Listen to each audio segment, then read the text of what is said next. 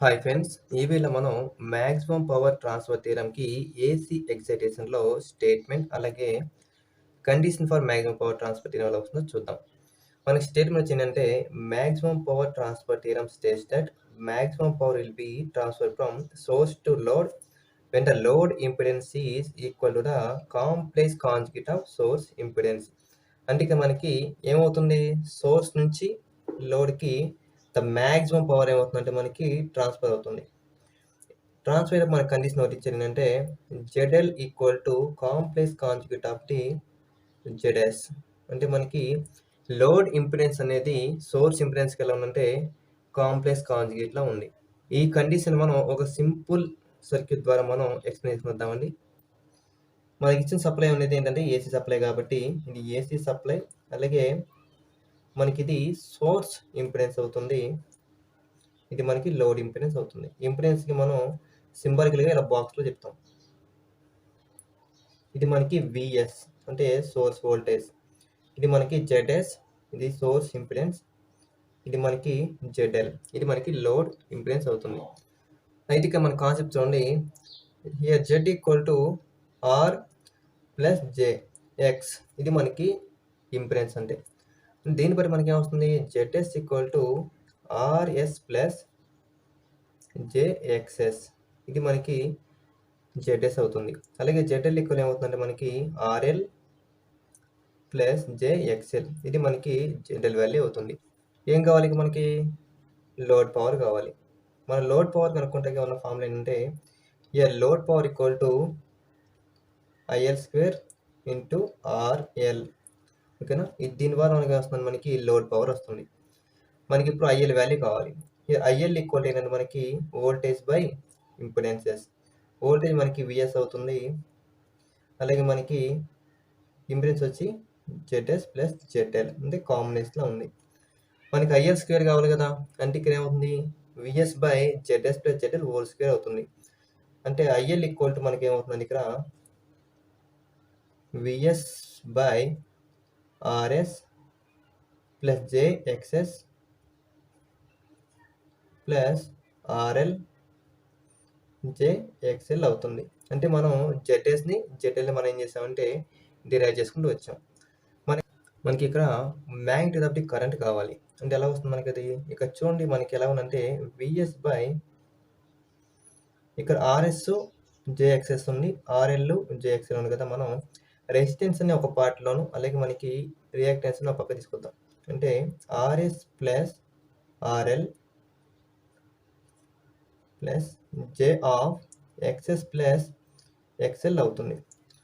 ఇప్పుడు మనకి ఏంటంటే ఇంపిడెన్స్కి మనం ఎలా మ్యాగ్నిట్యూడ్ కనుక్కుంటామంటే, ఇక మనకి Z equal to R plus jX ఉన్నప్పుడు మనకి మ్యాగ్నిట్యూడ్ ఆఫ్ ఇంపిడెన్స్ ఎలా వస్తుందంటే under root R square plus X square అవుతుంది. ఇది మనకి మ్యాగ్నిట్యూడ్ ఆఫ్ ది ఇంపిడెన్స్. ఒకవేళ యాంగిల్ ఆఫ్ ఇంపిడెన్స్ కావాలంటే మనకి ఏం చేస్తామంటే tan inverse of X by R, ఇది మనకి ఏమవుతుందంటే మనకి యాంగిల్ ఆఫ్ ఇంపిడెన్స్ అవుతుంది.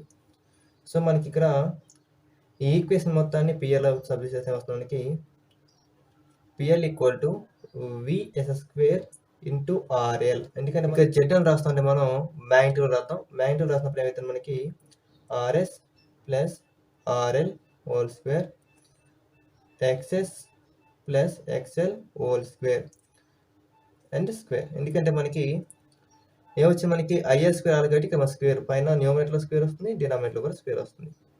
ఇక మనకి స్క్వేర్ రూట్ క్యాన్సిల్ అవ్వ మిగిలింది ఏంటంటే మనకి PL equal to VS square RL by RS plus RL whole square plus XS XL whole square. మనకి కండిషన్ ఫర్ మ్యాగ్నిట్యూడ్ పవర్ ఎలా వస్తుందంటే మనం ఈ పవర్ ఈక్వేషన్ మనం డిఫరెన్షియేట్ చేయాలి. దేంతో చేయాలంటే డిఫరెన్షియేట్ విత్ రెస్పెక్ట్ టు మనం లోడ్ రియాక్టెన్స్, అంటే D by DXL of PL is equal to 0. అంటే మనం దాన్ని ఏం చేయాలి, మళ్ళీ 0కి ఈక్వల్ చేస్తే మనకి కండిషన్ ఫర్ మ్యాక్సిమం పవర్ వస్తుంది. చూద్దామండి, మనకి ఏమి ఇచ్చాడు, D by DXL of VS square RL by RS plus RL square plus XS plus XL square. ఇది మనకి U/V ఫామ్లో ఉంటుంది. దీన్ని ఈక్వల్ టు 0 చేద్దాం.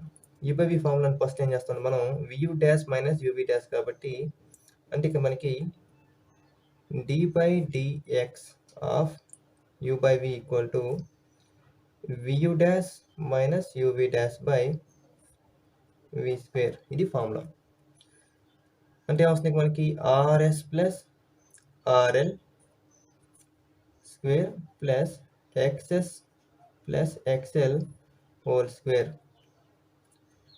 ఇంటూ మనకి వచ్చింది ఇక మనకి d/dxl of VS square RL అంటే ఇది U టర్మ్ అవుతుంది మైనస్ నెక్స్ట్ ఏంటి మనకి VS స్క్వేర్ RL ఎలాగే ఉంటుంది d/dxl of RS plus RL whole square plus XS plus XL whole square by మనకి V స్క్వేర్ ఉంది కదా అంటే మనకి ఈ డినామినేటర్ మొత్తాన్ని స్క్వేర్ చేయాలి అంటే RS plus RL square plus XS plus XL square equal to 0. ఇక స్క్వేర్ ఉంటుంది. అయితే ఈ టర్మ్ మొత్తం మన డినామినేటర్లో ఉంది కదా దీన్ని ఇవ్వడం ఇచ్చామనుకోండి మనకి RHS సైడ్ వెళ్ళంగానే మొత్తం 0 అయిపోతుంది. అప్పుడు మన మిగిలిన ఈక్వేషన్ ఎలా ఉంటుందంటే RS plus RL whole square plus XS plus XL whole square. ఈ టర్మ్కి ఇక్కడ చూడండి మనకి d/dxl of VS square plus RL ఇది మొత్తం కాన్స్టెంట్ అనుకోండి d/dx of constant equal to 0 అంటే ఇక్కడ టర్మ్ అవుతుంది మనకి 0 అవుతుంది మైనస్ ఇక్కడ మనకి VS స్క్వేర్ RL తర్వాత మనకి వస్తుందంటే d/dxl ఆఫ్ ఇక చూడండి మనకి ఈ టర్మ్ మొత్తంగా అయిపోతుంది సింపుల్గా 0 అవుతుంది కదా అంటే ఇది constant RS plus RL whole square plus d/dxl of ఇక చూడండి దీన్ని ఎవరు రాస్తాం మనం x square plus XL square plus 2XS XL అంటే నేను A plus B whole square అవుతాన్ని నేను ఇంకేం సింప్లిఫై చేశాను. ఈ మొత్తం అయిపోయింది తెలియ మొత్తం 0 అయిపోయింది అంటే 0 minus VS square RL of d/dxl of constant must equal 0 plus ఇక d/dxl ఆఫ్ x స్క్వేర్ అంటే ఇది 0 అవుతుంది plus d/dxl of x square అంటే మనకి 2XL అవుతుంది ఇది plus d/dxl of 2XS XL అంటే మనకి ఇది 2XS అవుతుంది ఈక్వల్ ఏమవుతుంది మనకి ఇది 0 అంటే మనకి ఇంకా సింప్లిఫై చేస్తే ఏమవుతుందంటే VS square RL of 2XL plus 2XS అవుతుంది ఈక్వల్ ఏంటి మనకి ఇది 0. దీన్ని ఇంకా ఫర్దర్ సింప్లిఫై చేసుకుంటూ వచ్చామనుకోండి మనకి ఏమొస్తుందంటే ఇక్కడ ఈ మొత్తం అవతల తీసుకెళ్తే ఏమైంది బై అయిపోతుంది అంటే 2XL plus 2XS equal to 0 by VS square RL అంటే ఇది 0 అవుతుంది. దీంట్లో 2 కామన్ వేద్దాం XL plus XS equal to 0 అంటే ఈ 2 అవతల వల్ల ఏమవుతుంది మనకు సింపుల్గా 0 అవుతుంది అంటే XL plus XS equal to 0 here XL equal to minus XS అవుతుంది అంటే ఇది మనకి load impedance equal to complex conjugate of the internal impedance. ఇక మనకి XL equal to minus XS వచ్చింది కదా ఈ వచ్చిన ఈక్వేషన్ మనం పిఎల్లో కనుక మనం దీన్ని సబ్స్టిట్యూట్ చేస్తే ఏమొస్తుందంటే ఇయర్ PL ఈక్వల్ టు మనకి ఏమొచ్చింది PL equal to VS square into RL by RS plus RL square ఇక్కడ ప్లస్ ఇక్కడ XS అన్న XL అని ఒకటే కదా అంటే మనం ఇక్కడ XS అనేది ఏమవుతుంది మనకి మైనస్ XL అవుతుంది 2 క్యాన్సిల్ అయితే మనకి ఎంత 0 అంటే ఇక్కడ మనకి PL equal to VS square into RL by RS plus RL whole square. దీన్ని మళ్ళీ ఫర్దర్ సింప్లిఫై చేసుకుంటూ వెళ్ళాలండి. ఈ మొత్తం డెరివేషన్ నేను maximum power transfer theorem in DC excitation అని చెప్పి ఒక వీడియో చేశాను. ఆ వీడియోలో మొత్తం condition for maximum power transfer theorem అని ఉంటుంది. ఆ వీడియోకి లింక్ నేను డిస్క్రిప్షన్లో ప్రొవైడ్ చేస్తాను. అక్కడ మీరు దీని యొక్క డెరివేషన్ చూడవచ్చు. అంటే ఆఫ్టర్ డెరివేషన్ మనకి ఏమొస్తుందంటే PL equal to VS square into RL by RL plus RL square. ఎందుకు ఇక్కడ ఆర్ఎల్ ప్లస్ ఆర్ఎల్ రాసామంటే కండిషన్ ఏమవుతుందంటే మనకి ఆర్ఎస్ ఈక్వల్ టు ఆర్ఎల్. ఎందుకని ఇక్కడ ఆర్ఎల్ ప్లస్ ఆర్ఎల్ రాశారంటే మనకి condition for maximum power transfer theorem ప్రకారం ఆర్ఎస్ ఈక్వల్ టు ఆర్ఎల్ అవుతుంది. అంటే ఇక్కడ మనకి పవర్ ఏమవుతుంది, PL equal to VS square RL by మనకి ఆర్ఎల్ ప్లస్ ఆర్ఎల్ అంటే 2RL హోల్ స్క్వేర్, మనకి ఇది 4RL స్క్వేర్ అవుతుంది. ఇక్కడ స్క్వేర్ ఆర్ఎల్ క్యాన్సిల్ అయితే PL equal to VS square by 4RL watts.